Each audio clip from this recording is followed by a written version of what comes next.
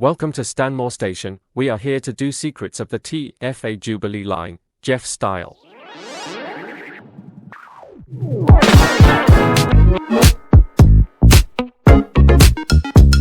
Starting here at Stanmore, it has a really long way in, which is currently gated off. Maybe this is open for events to quickly get people out of the station and reduce overcrowding if necessary. This is Cannons Park, the least used station on the Jubilee line in real life. But there is a large housing estate behind the station, with its fences slightly off the ground. At Queensbury, a very nice station with a large roundabout outside, a line diagram on the entrance to the southbound platform incorrectly shows that the Jubilee line only goes as far as Charing Cross, but it goes all the way to Stratford, having been extended. Kingsbury has some waiting rooms, one on each platform, but I have never seen anybody waiting in these. People normally just wait on the platform. Yes, the headquarters of Transport for Applesville is located here at Wembley Park, but have you ever noticed these nice history boards at the ticket offices? We are now onto the section of the Jubilee line where the Metropolitan runs fast alongside. There are no TBTC signals south from here until Kilburn, so trains cannot use ATO or protected manual.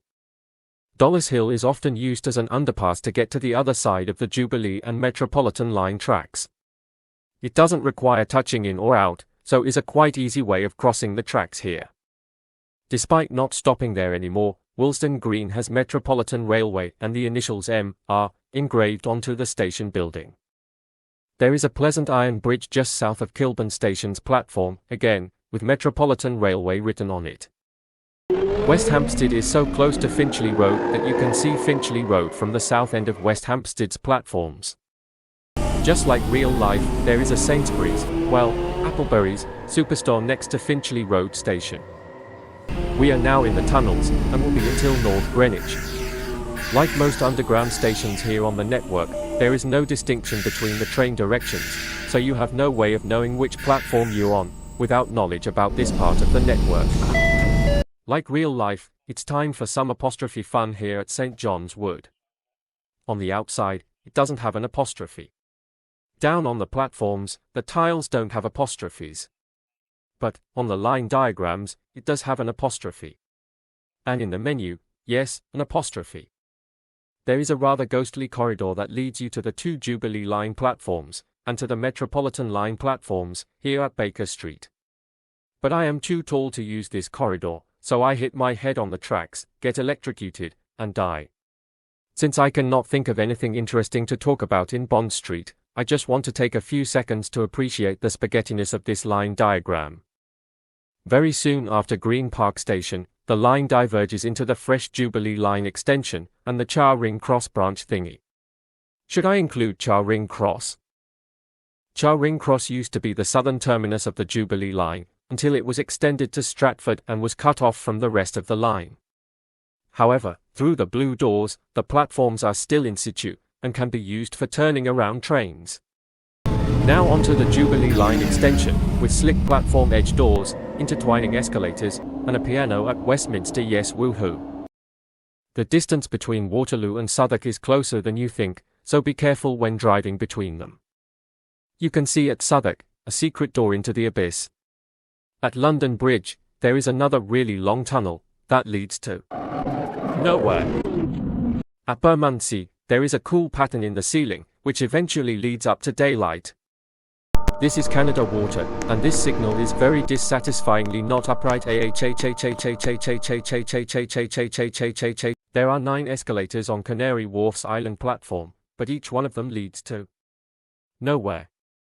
Trains can terminate at North Greenwich, so the station has 3 platforms, and escalators that go somewhere. Nearly there now.